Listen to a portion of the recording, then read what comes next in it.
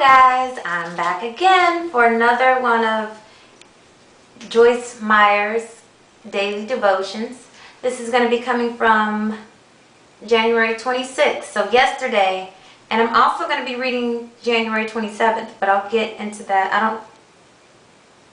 We'll see how time is. We'll see what happens. Let's just jump right in.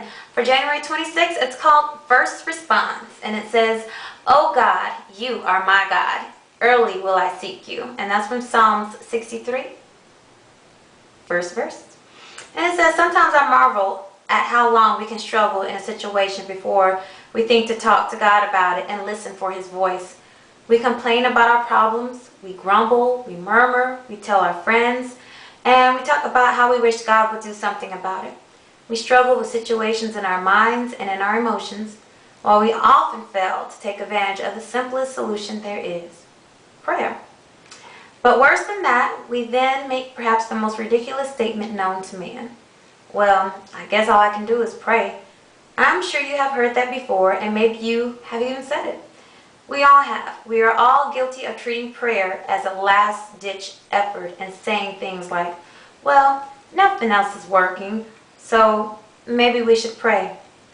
Do you know what that tells me? It tells me that we really do not believe in the power of prayer as we should. We carry burdens we do not need to bear, and life is much harder than it has to be, because we do not realize how powerful prayer is. If we did, we would talk to God and listen to what He says about everything, not as a last resort, but as a first response." And the word for January 26th is, let prayer be your first response, not your last resort. I actually like this because it is true what she says, that we go through life and we wonder, why is this happening? We don't really understand why certain things are going on in our lives. And I know I've said it. I know people have said it to me. Well, all we can do is just pray about it. And I mean, to an extent, I believe that it's true. We do need to pray.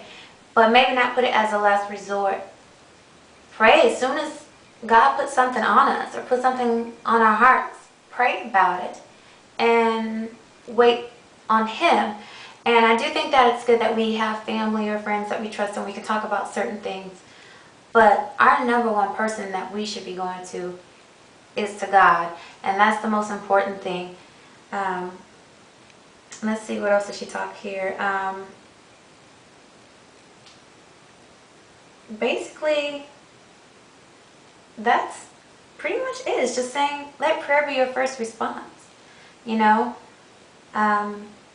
kind of like we act before we think type thing.